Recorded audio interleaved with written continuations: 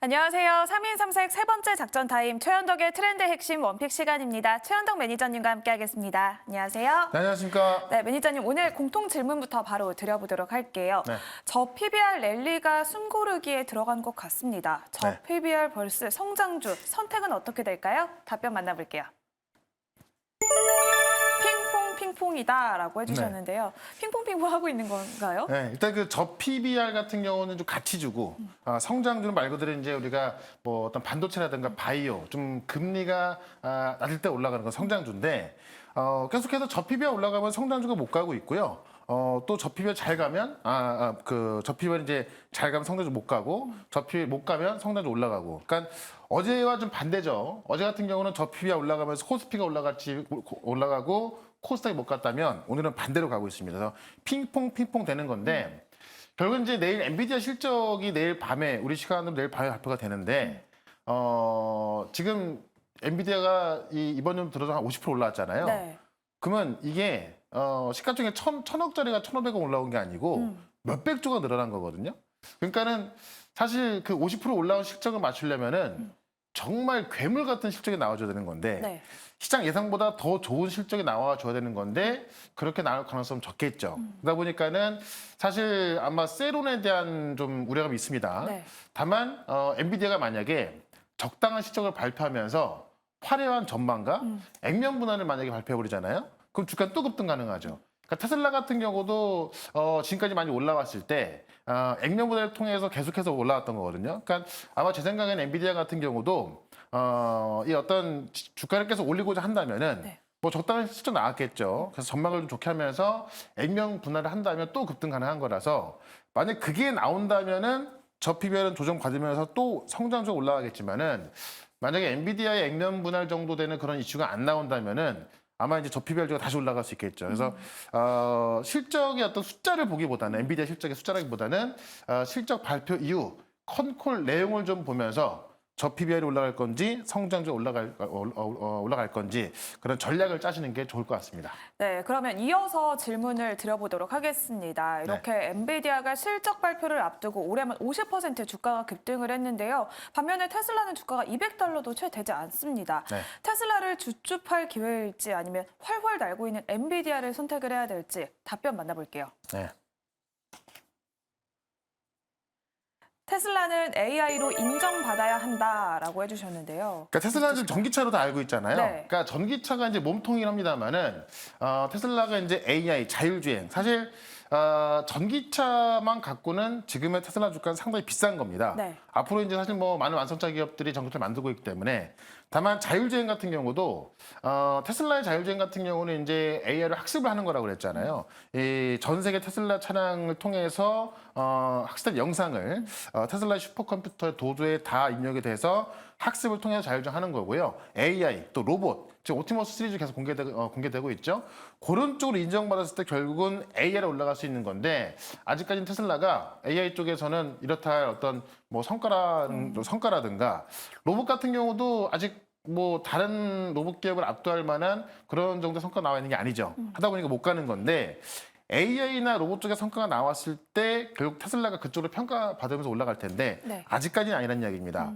그런 관점에서 테슬라를 뭐 주축한다기보다는 엔비디아 쪽 길을 보는 게 맞는 것 같고요. 조금 전에 봤었던 엔비디아와 저 PBR주 이쪽에서 우리가 전략을 짜는 게 좋을 것 같습니다. 네, 그러면 또 오늘 매니저님이 소개해 주셨던 종목이 하루 만에 엄청난 상승률을 보여주고 있습니다. 네. 바로 어제 소개해 주셨던 두 종목 살펴보도록 할 텐데요. 크라우드웍스와 에이스테크 각각 10%, 20% 가까운 수익률 달성을 했습니다. 네. 지금 구간 살펴볼까요? 그러니까 제가 어제 크라우드웍스 말씀드리면서 전략을 또 무료 방송에 설명드렸거든요. 그러니까 분명히 오늘은 급등 나올 거다라고 했을 때 급등 시 따라붙지 말고 오히려 마이너스 음봉에 사도 괜찮다라고 말씀드렸던 건데 어제 제가 말씀드리고 나서 끝까지 올라갔다가요. 오늘 같은 경우 또 아침에 큰 급등이 나왔던 거죠. 이때 이제 차익 실현 빌미로 좀 봐야 됐던 게 맞는 거고 오히려 이제 마이너스 음봉 나오고 있을 때는 슬슬 분할 매수 관점으로 접근해도 괜찮을 것 같습니다. 자, 목표가 65,000원 말씀드렸던 건데 실제 이제 우리가 어제 말씀드렸던 이 오픈 AI 소라 관련 좀 많이 찾고 있거든요. 네. 이 크라우드웍스가 이제 제일 수혜를 볼 수밖에 없는 이 데이터 라벨링부터 지금 그쪽에 좀 많은 관여가 될 수밖에 없기 때문에 오히려 이런 종목들은 이렇게 또 빠지고 있을 때 보면서 가장 괜찮다라고 좀 말씀을 드리겠고 바로 이어서 에이스테크도 좀 보시게 되면은 다음 주에 이제 MWC가 시작이 되는 거거든요. 그런 관점에서 지금 오히려 이 에이스텍 같은 경우는 MWC에 대한 모멘텀도 있고 중요한 게 다음 주 29일 날이 이제 인수가 되냐 안 되냐 그 갈판이 날 수 있는 삼자 배정 납입이기 때문에 그 자금 납입만 된다고 한다면은 주가는 올라갈 수밖에 없습니다. 그런 관점에서 다음 주까지 그런 기대감으로 좀 보시면 좋을 것 같습니다. 네, 이렇게 어제 소개해 주셨던 두 가지 종목 리뷰 도와드렸습니다. 그럼 오늘 최현덕 매니저님이 준비해 주신 첫 번째 트렌드 핵심으로 바로 넘어가 볼게요. 반도체 승부처는 패키징이다라고 해주셨는데요. 네. 반도체가 계속해서 작아지다 보니까 이제는 포장 기술이 더욱더 중요해지고 있습니다. 네. 이 결국 반도체 승부처가 앞서도 말씀해 주셨는데 이 미세공정 같은 경우는 우리가 이제 뭐 8나노, 4나노, 3나노, 2나노 내려올 때마다 천문학적인 돈이 들어가고요. 네. 특히나 3나노, 2나노, 1나노 이게 없앨 수는 없잖아요. 그러니까 좀 굉장히 좀 한계가 있습니다. 돈도 많이 들고요. 근데 그런 반도체를 어떻게 포장하느냐에 따라서 이 AI 반도체 성능이 달라지기 때문에 결국 AI 반도체 승부처는 패키징이다라는 겁니다. 이 고객사들이 이제 AI 기능을 잘 구현하기 위해서 고성능, 고용량 칩을 요구하기 때문에 이 반도체 칩 제조하는 기업들도 이쪽에 초점을 좀 맞출 수밖에 없을 것 같고요. 이제는 이제 칩을 쌓거나 수평으로 잘 배치해서 하나로 합치는 기술이 최첨단 패키징이 되는 건데 그 기술을 갖고 있는 장비나 소재 기업들이 올라가고 있는 겁니다. 실제 그렇기 때문에 우리 패키징 3강이라 부를 수 있는 삼성전자, 하이닉스, 마이크론까지도 이 조단위 투자가 들어가고 있는 건데 TSMC 같은 경우는 지금 올해만 최첨단 패키징에 32억 달러, 약 4조가 넘게 들어가는 거고요. 삼성전자는 작년에 18억 달러 투입했는데 이번은 똑같이 18억 달러도 들어갈 거로 좀 보여지고 있고 인텔 같은 경우도 지금 뉴멕시코주에 35억 달러 투자해서 지금 최첨단 패키징 시설 팹9을 또 완공했거든요. 그런 관점에서 이 패키징 쪽으로 엄청난 돈이 들어가고 있다는 건데 결국 삼성도요. 반도체 패키징에서 지금 이 몰디브 언더필 공정을 도입한다는 건데 원래 이 MUF라고 하는 몰디브 언더필 공정이 하이닉스에서 하던 거고요. 삼성에서 쓰던 게 아니거든요. 네. 근데 결국에는 하이닉스가 앞서 나가고 있다 보니까 삼성도 이 공정을 이 공정에 그 몰디브 언더필 공정을 도입할 것이다라고 보는 겁니다. 이와 관련해서 결국 패키징 쪽에서 또 최첨단 기술을 가지고 올 수 있는 그런 장비와 또 소재 기술을 갖고 있는 그 기업을 말씀을 드려보도록 하겠습니다. 네, 그러면 오늘의 첫 번째 트렌드 핵심의 원픽 바로 열어보겠습니다. 네, 오늘은 YC캠 준비를 해주셨는데요. 반도체 소재 기업으로서 또 첫 국산화 소식이 있었죠. 네. 포인트 짚어볼게요. 이 TSB 공정에 있어서 국내에서 이제 그 소재를 처음으로 국산화한 기업이 바로 YC캠입니다. 뭐 슬러리나 식가액 같은 것들을 국산화한 건데 실제로 삼성전자와 하이닉스를 거기서 두고 있고 하이닉스에 거의 7, 80% 들어가고 있거든요.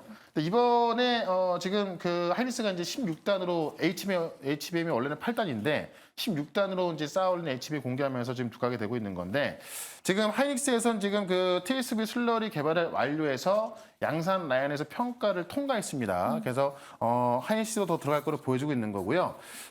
정말 이 소재도 그렇습니다만은 지금 이제 이 기판 쪽에서 유리 기판 코팅제가 이제 개발을 하고 있는 건데 기존 기판보다 유리 기판 같은 경우는 어떤 안정성이나 전력 효율성이 더 뛰어나다 그래가지고 점점 유리 기판으로 더 가고 있는 거거든요. 그러니까 아직까지는 아니지만은 삼성이나 지금 그 하이닉스도 유리 기판을 이제 고민하고 있는 거고 삼성 같은 경우는 지금 유리 기판 같은 경우는 생산 라인을 구축해서 이제 시제품을 이제 생산하고 있단 말이죠.